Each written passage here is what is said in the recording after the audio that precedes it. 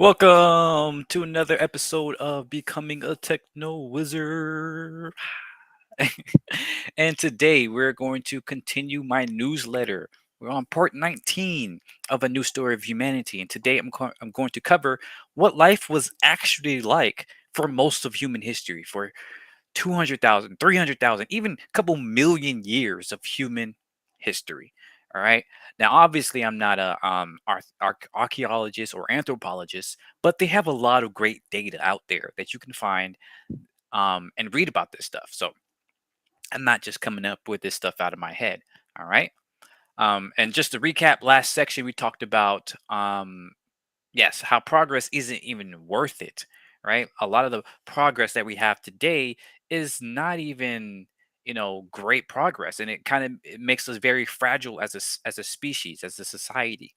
And I found a great quote that I use as my thumbnail for yesterday's video, where Einstein, right? We love Einstein, right?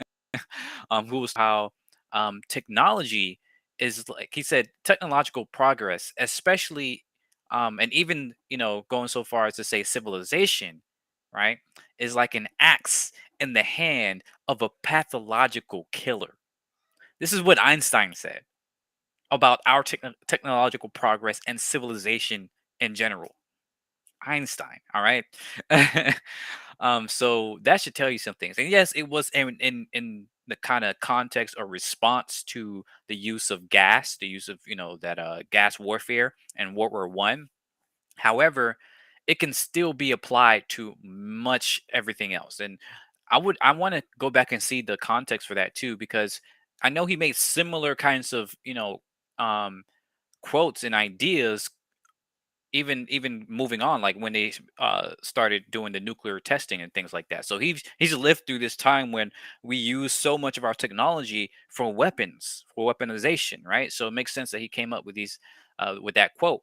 But it can even be applied to even stuff that's not weapons, things that are just commoditized crap, right? Because it's very much used like a pathological killer would use to exploit and get over on people and abuse, genocide, all this other stuff, right? And it's really unfortunate.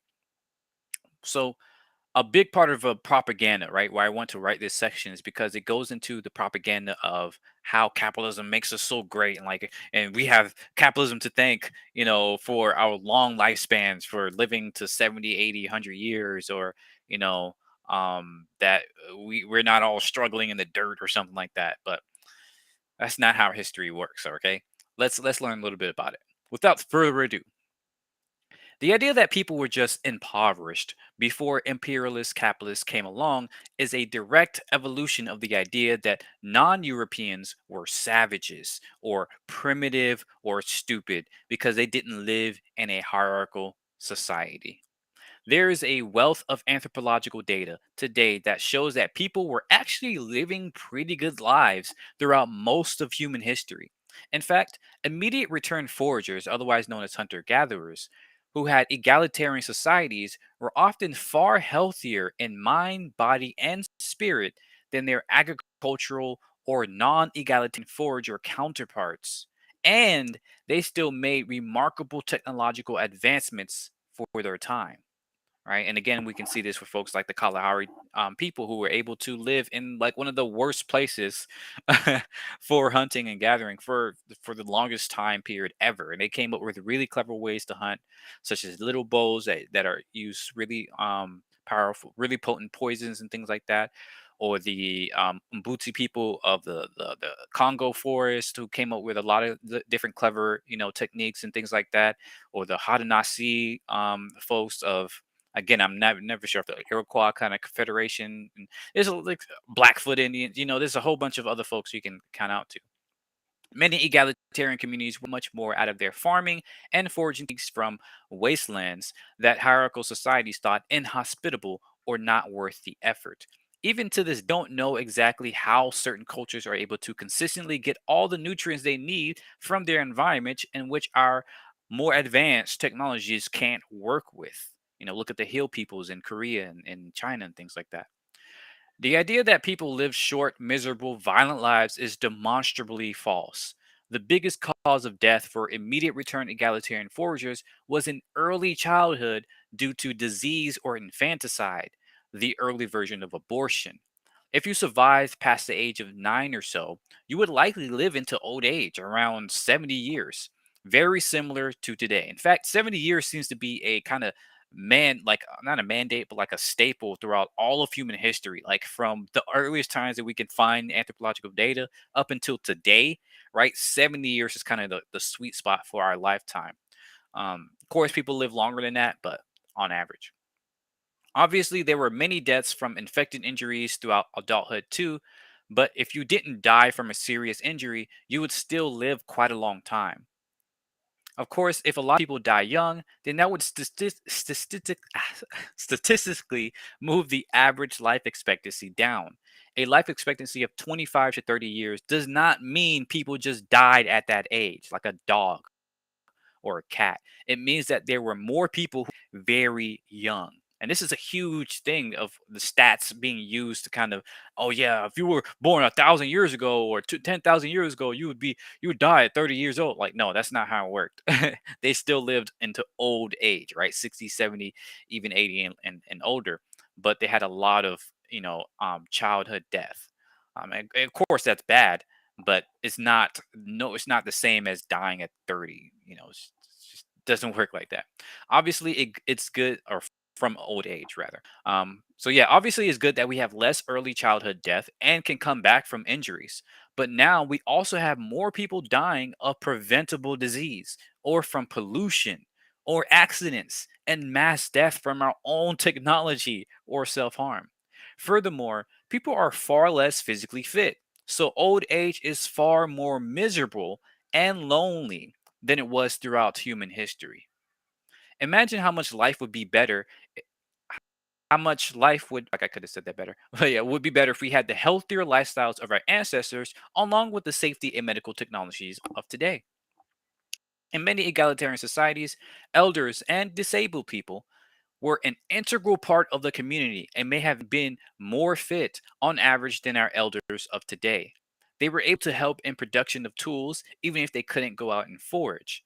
The first cut of meat even went to the elderly or disabled who crafted the bows and arrows, but couldn't go hunt. Furthermore, there have been very interesting discoveries featuring the remains of clearly disabled people, such as those with no limbs or no teeth or other ailments, that managed to live long lives like into the 60s or more, implying that they had to have been taken care of and highly respected to have been buried ceremoniously at such an advanced age. They weren't just thrown out to the trash or nothing like that. So the idea that hunter-gatherer cultures were ableist is not does not really stand up to anthropological data, specifically for egalitarian cultures. Many of the cases of cannibalism, maltreatment, and other evidence of miserable lives actually came from hierarchical hunter gatherers. Not all of them cared about equality or agricultural societies. It was these non egalitarian peoples who often took slaves or forced even pregnant women and small children to do the hardest labor. Again, just go look it up. It's really unfortunate. The vast majority of the early agricultural cultures forced pregnant women and small children to go farm the fields, to go do all the crop work, to go harvest, to do all that stuff. And that's why you see so much more death. And at the same time, they had less nutrition, right? They had less dietary diversity. And so the children came out weaker. Again, you can see this in the anthropological data. Across many Western societies today, people cast away the elderly to live in isolated nursing homes. Old and disabled people, or even just differently able people, are far more likely to live miserable lives simply because they can't participate as readily in the marketplace. It is only in hierarchical societies do you begin to see a trend where certain people will become devalued and had less bargaining power if they could not keep up with the hunters. Though there were many different types of hierarchies, such as gerontocracies and matriarchies, where power was centralized via other means. War is not even common until agriculture or other delayed return. Hierarchical societies began realizing that it was a good strategy to raid other people for their resources instead of gathering them all yourself. Immediate return foragers did not have hunting territories and thus saw no need to protect said territories from others. They saw the land much like we see the air for now. open and free. Anybody could use it, and it doesn't even cross our minds usually to think about privatizing our air unless it's some sort of dystopian vision. In a society where everyone has the same level of bargaining power, the only way to get what you want is to communicate with others to figure out a mutually beneficial solution where you all get what you want. This environment inherently makes it easier to manage desires in the first place. If you live in a community where you know that somebody else's happiness will almost always certainly come with more generosity, and that you in turn will be happier when you can help others too, the range of your desires become biased towards altruism or mutual aid rather than greed. The very idea of having everything for yourself becomes, or rather naturally is, foreign, impractical, and even disturbing. Only in a hierarchical structure where people regularly have the ability to gain power and wealth over other people will people want things that are mutually exclusive to what somebody else wants. Only in an environment where you can allocate resources that are privatized and the size of or value of those resources can give you more advantages over your brethren, will you then begin to see the logic of greed and selfishness, the rationality, right? Of the rational man in terms of economics. The environment molds our desires just as much as it does our behaviors. So that goes back into what I was talking about in terms of human behavior, human nature earlier on, where people assume that people are just selfish, and therefore you can have this. You can't have an open environment where everybody can just figure out what they want without trying to divvy it up for people from on high.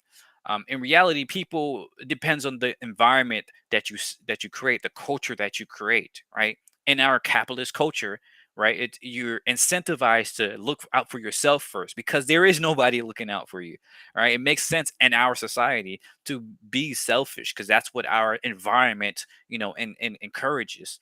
But in these egalitarian cultures, in these foraging cultures, in these immediate return, resource allocation cultures, the environment actually incentivizes collaboration, cooperation, um, sharing and all this other mutual aid, altruism. Like these are the type of behaviors that does better in those environments.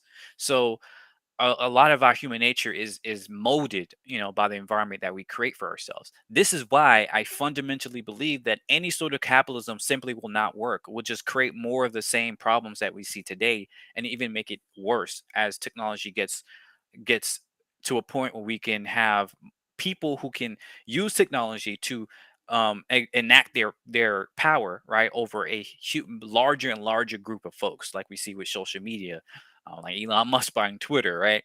The fact that you even have the technology for one man to spread his ideologies to 40 million people, to 100 million people, to 200 million people or more, right? Or Facebook, a billion people all trapped on this one little platform where um they can control like what data gets in there, what news gets in there, and stuff like that.